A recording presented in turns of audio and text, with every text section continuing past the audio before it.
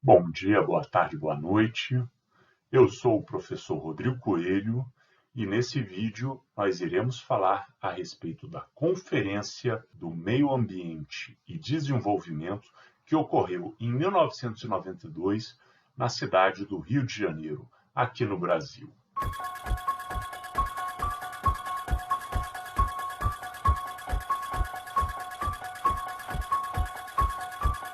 No começo da década de 1980, a temática ecológica estava em baixa. Trago aqui uma citação de Machado. Diz a autora: a dinâmica internacional em favor do meio ambiente parecia consideravelmente enfraquecida no início dos anos 1980. Além do esvaziamento da ONU, importante foro na condução da problemática ambiental, o governo Reagan, aí ela está falando do presidente do governo dos Estados Unidos, que foi eleito em 1980 e tomou posse em 1981, o governo Reagan tomou a iniciativa de um ataque em regra simultaneamente contra a aplicação da legislação sobre proteção ambiental posta em prática pela administração Nixon e contra o sistema da ONU. A fim de combater a poluição, a nova administração promoveu métodos voluntaristas ou baseados no mercado.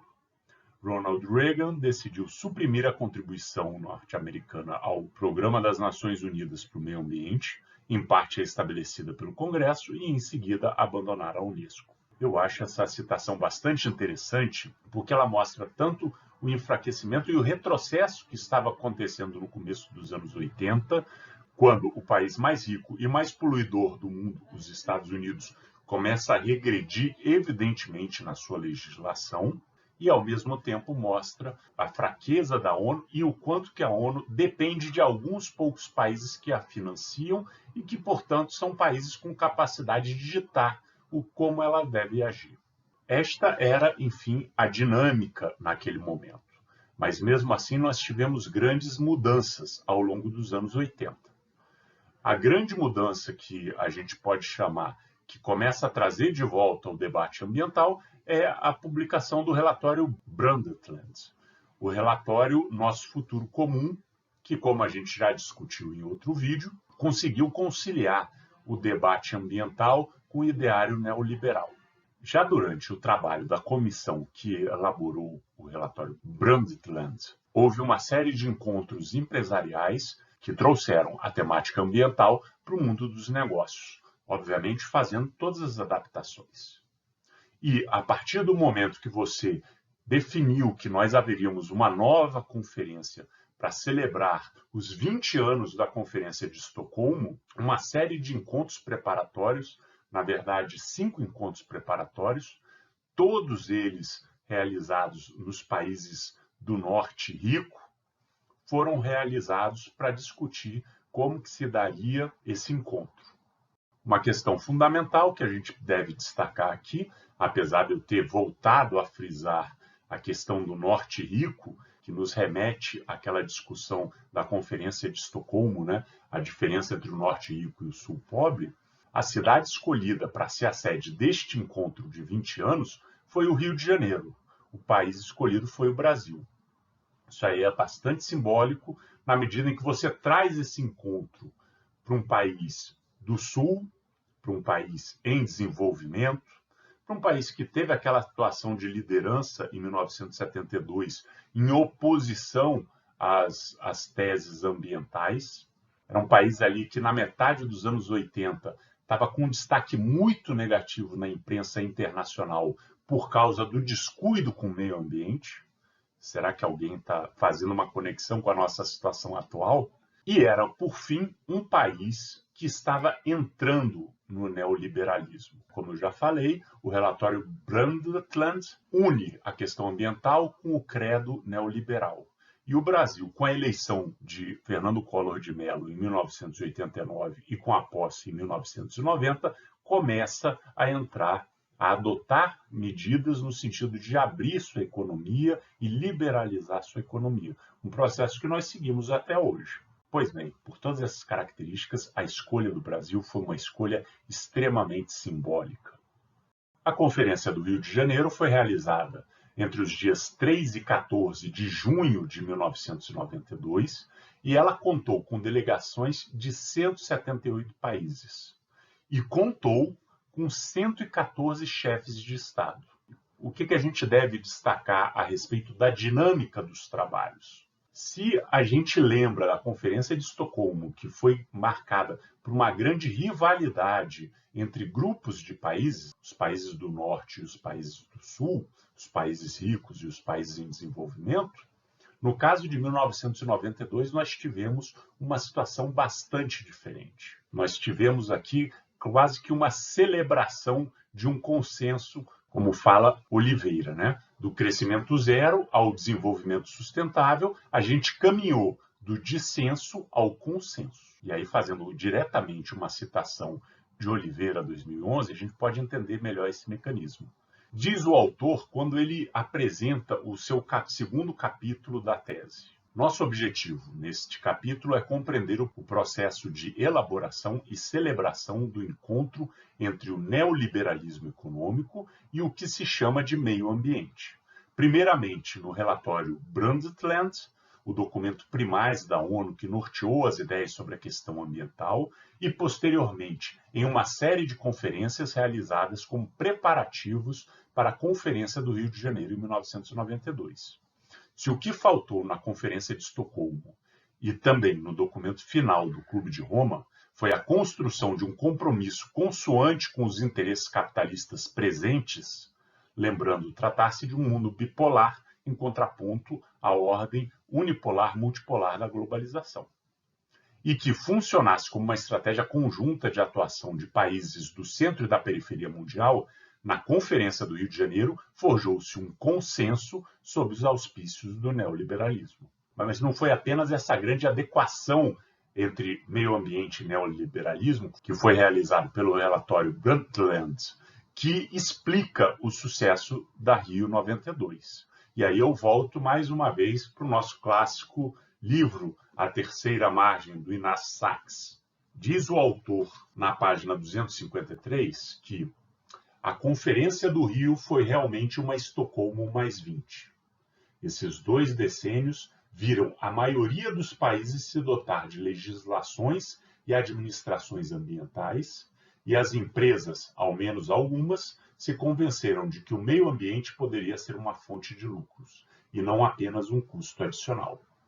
Os países do Sul compreenderam que tinham interesse em infletir suas estratégias de desenvolvimento de modo a integrar a dimensão ecológica, tanto assim que o nome oficial da Cúpula da Terra compreendia o meio ambiente e o desenvolvimento, e não mais apenas o meio ambiente como em Estocolmo. Então, ao longo dos 20 anos que se passaram entre 1972 e 1992, muita coisa mudou a respeito da estrutura legislativa dos governos e das empresas com relação ao meio ambiente. Mas, como eu falei, muita coisa, mas ainda abaixo das expectativas e do que seria necessário. Mas essa mudança fez com que a gente tivesse um debate em outro nível e, a partir do relatório Brundtland, esse debate foi muito bem sucedido. A Rio 92 foi um evento bipartido. No Rio Centro, que é um pavilhão de exposições que se localiza muito longe do centro da cidade, lá ocorreu a Cúpula da Terra, que era onde se reuniu todas as delegações oficiais. Todos os países participantes faziam ali os seus debates, as decisões diplomáticas eram acertadas ali, os acordos internacionais foram constituídos ali. Ao mesmo tempo, no Aterro do Flamengo, o Aterro do Flamengo é um parque linear que pega a borda da Baía de Guanabara, e foi lá que ocorreu o Fórum Global, que foi ali um fórum de organizações não governamentais. Ela reuniu quase 7.000 ONGs de 177 países, chegando a 19.000 participantes, sendo que 11.000 desses 19.000 eram estrangeiros. Pois muito bem, o Fórum Global teve uma participação, teve muitos debates, mas foi um evento que teve um caráter muito informal e festivo. Quando houve a convocação para Rio 92, foi chamada as ONGs dizendo que elas teriam voz, mas não teriam votos, o que se trata de algo até razoável, se você pensa que nós temos ali nas delegações oficiais uma igualdade entre o número dos países. Cada país tem uma delegação. E no caso das organizações não governamentais, nós teríamos alguns países com maior participação e outros com menos. Então elas teriam voz, mas não teriam voto. Mas, na verdade, a voz delas acabou não sendo ouvida pela cúpula da Terra, pelo Fórum Oficial. O que ocorreu nessa grande distância entre o Aterro do Flamengo e o Rio Centro foram dois eventos paralelos, mas que não conversaram entre si. Como resultado, a gente pode destacar três principais impactos da Rio 92.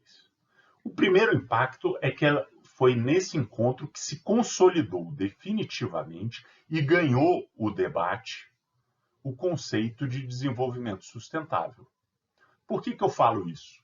Porque nós vimos em vários outros vídeos teses diferentes. Quando você fala do livro Limites ao Crescimento, nós temos ali uma tese zerista, que você, para manter uma relação harmoniosa com a natureza, precisaria ter um crescimento econômico populacional zero.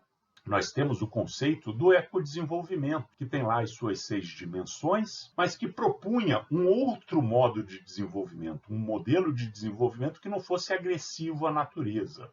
O que, de certa forma, se relaciona com as críticas da Universidade de Sussex ou da Fundação Bariloche ao livro Os Limites do Crescimento. O que essas críticas dizem é: a gente poderia continuar crescendo desde que crescesse de outra forma. A Fundação Bariloche diz: precisamos de um novo modelo sociopolítico. A Universidade de Sussex dizia: precisamos de um novo modelo de inovação tecnológica. Dentre todas essas conceitos diferentes, a partir de 1992 se estabelece e se consolida e atropela os outros o conceito de desenvolvimento sustentável.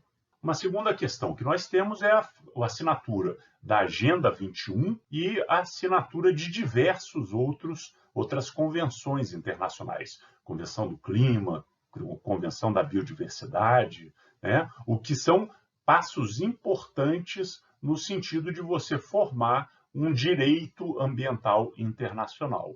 Passos que começaram 20 anos antes em Estocolmo, como a gente já discutiu. Agora, por fim, um resultado também importante observado ali foi a criação de fundos para o financiamento de projetos ambientais. E aí aqui nós temos uma questão bastante complicada, que remete com aquela ameaça que os Estados Unidos fez à ONU, que eu falei aqui no começo do livro.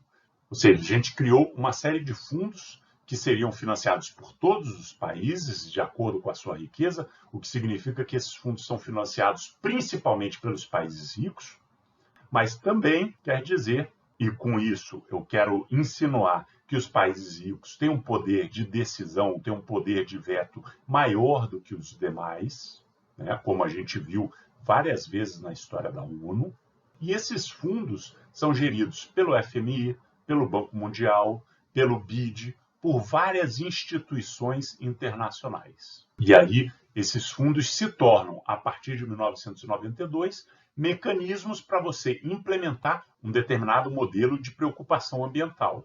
Ou seja, para você ter acesso a esses recursos, e esses recursos são muito importantes para os países em desenvolvimento, você precisa ter projetos que atendam aos requisitos do desenvolvimento sustentável. E assim você impõe a todos os países, você vai homogeneizando em todos os países conceitos que poderiam ter diferenças locais. E é isso, pessoal, eu fecho aqui trazendo a nossa bibliografia adotada aqui nessa discussão. São os mesmos teses e artigos que nós trabalhamos quando discutimos o relatório Brundtland. Além disso, também trabalhamos, eu esqueci de colocar aqui, com o livro A Terceira Margem, em busca do ecodesenvolvimento, do Inácio Sachs. Pessoal, agradeço a todos e a todas a atenção. Bons estudos!